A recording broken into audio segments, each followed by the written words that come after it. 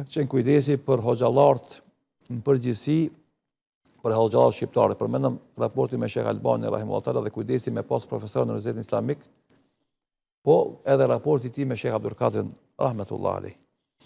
Allah i mëshiroft gjithë ulemat e Islamit që kanë shërbyr këtë fe. E Sheh Mbazin në veçantë për cilin duke fol tash, edhe Sheh Abdul Kadrin në veçantë për cilin dhe përmend si model. I thot Sheh Mbazi rahimahullahu taala Sheh Abdul Kadrit, kam dëshirë të pas parasysh zullumin e pushtetit asadian në Siri në atë kohë. I ka bo zullum hoxhallarëve, dietarëve. Ka konë rënd me funksionu si hoxh në Siri nga presioni i madh i pushtetit alevit që ka qenë në atë kohë atje.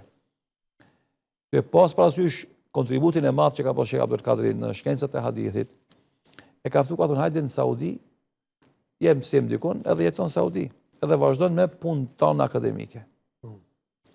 Sheh Abdul Kadri rahmetullah alayh ka thonë, mjep kota mendoj këtë punë. Se Sheh Abdul Kadri rahimahullahu taala s'ka qenë shfrytzues i rrethonave, i situatave, për t'ia bo vetes jetën më të mirë. Komod. Veç me shiku komoditin e vet. Po e ka shiku ku është interesi i Islamit më i madh. E ka thonë të mjapi shkota mendoj këtë punë. S'ka desh t'ja refuzon ofertën më një herë. Edhe normalisht e ka gjuku Sheh Abdul Kadri se me ndet në Damask, me gjithë ato trysni, peripeci që ja ka dhonë pushteti, se çdo herë që malte hudve, duhesh të lajmërohen polici në shërbimet inteligencës të jep raport për hudbet e tija. E kishte maltretime, kishte fyri, kishte kufizime, po shehu rahmetullah alayh Sheh Abdul Kadri mendonte se me ndet në Damask, në Siri, është më e arsyeshme për Islamin dhe musliman se me shku në Saudi. Edhe i thotë Sheh Mbazit, kërkoj falje, kam respekt madh për ofertën tonë, mirë po unë e gjykoj se interesi i Islamit dhe musliman vazhdon me met në Damask, jo me orë Saudi. E atëherë Sheh Mbazi rahimahullahu taala, kur e kupton këtë sinqeritet edhe këtë gatishmëri për sakrificë, thotë atëherë ti vazhdo me angazhimet tuaja, me punët e tuaja, bile masi je i ardhur në atë kohë nga Jugosllavia, nga Kosova, atëherë merre përsipër që të shkosh të vizitosh ato vende më shpesh, e takosh me hoxhallar, e takosh me besimtar, e të përhapësh detyrinë tënde, e na do jemi në shërbimin tënd vazhdimisht.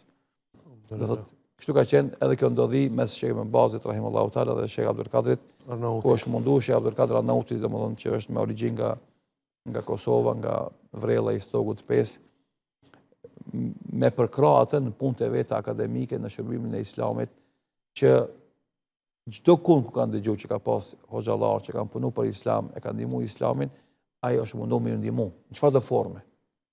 Të gjitha format e mundshme është munduar me ndihmu dhe normalisht kjo e ka bëj hisedar Sheh Mbazin rahimahullahu taala në aktivitetet e këtyre hoxhallarëve. Tash paramendo sa është i madh ky njeri te Allahu xhelal. Paramendo sa vepra të mira vazhdojnë me shku aty në konto edhe pse ka vdek para 20 viteve. Kështu të me kanë edhe na.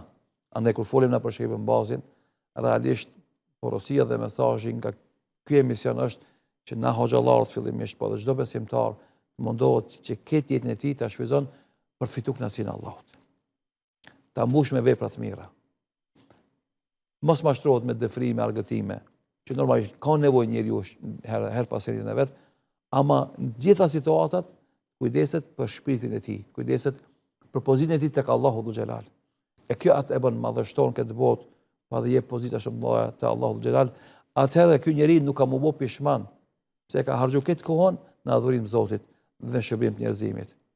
E kështu do të thonë na këtë hoxhallar, këtë besimtar, këtë musliman, njerëz që këtë kohën e harxhojnë në adhurim Zotit dhe në shërbim të njerëzimit në përgjithësi, atëherë normalisht do ketë harmoni, mirëqenie, mirëkuptim rati ka mos në botë.